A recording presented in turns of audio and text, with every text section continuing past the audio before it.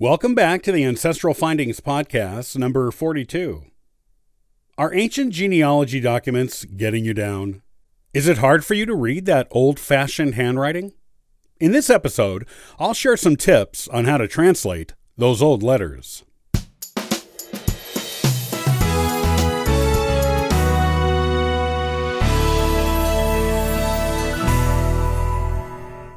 One of the really exciting things about genealogy research is coming across an ancient document pertaining to your ancestor, especially if it is one that no one else appears to have discovered.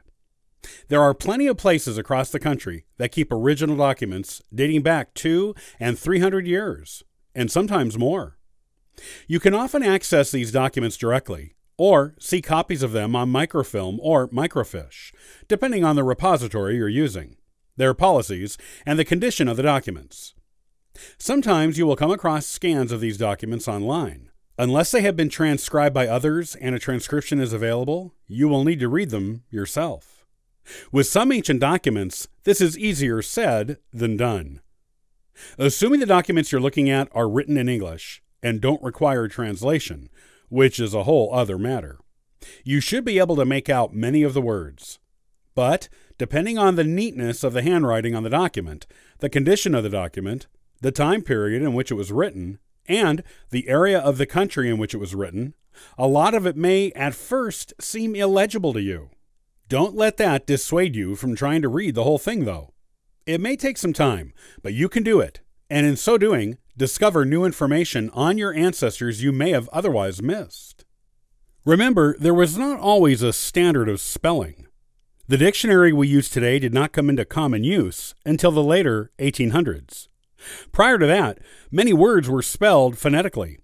This means the people writing the words spelled them like they sounded them.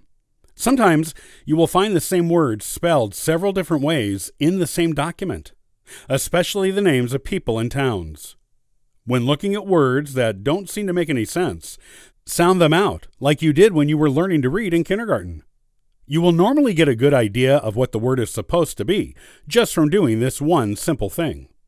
Even if the word doesn't sound out to be an exact match to any word you know, remember that regional accents played a part in how things were spelled. So, go with what the word sounds like most. It's probably what you think it is, spelled phonetically, accounting for accent. Become familiar with the different ways of lettering things from centuries past. You will come across letters that look odd to you in old documents. That is because different letters and combinations of letters were used to represent different sounds centuries ago.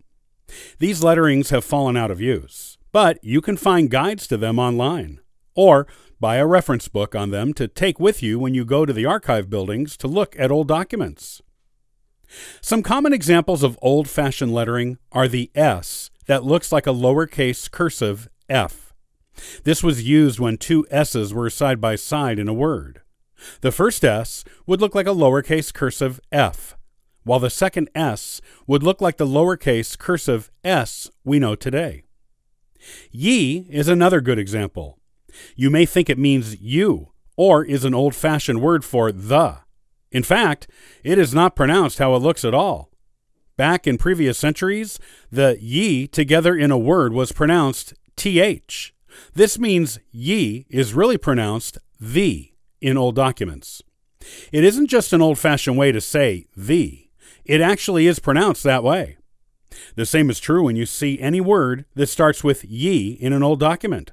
Substitute the ye sound for the th sound when you're reading it, and you will get the word right. There are also a host of old-fashioned abbreviations and accent symbols you may come across in old documents. And you should familiarize yourself with those before you try to translate one. Sometimes the handwriting is tiny or messy and just plain difficult to read, no matter how well you may understand the spelling and lettering of the document.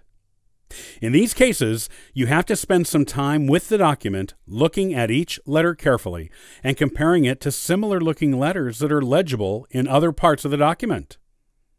By comparing letters and seeing how the writer drew them and connected them to other letters, as most old documents are written in cursive, you will eventually get a handle on how this person wrote and be able to translate their handwriting. Finally, remember that some words were common in the old days that have since fallen out of use.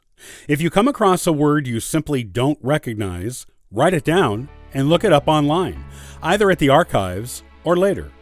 You will usually find a definition for it if you copied it down correctly.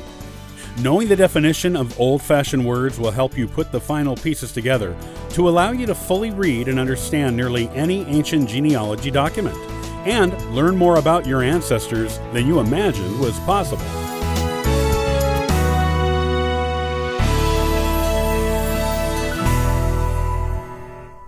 Have you met a new relative online and aren't sure how to approach them for genealogical information? In the next AncestralFindings.com podcast, I'll show you how to ask to get the best chance of a yes.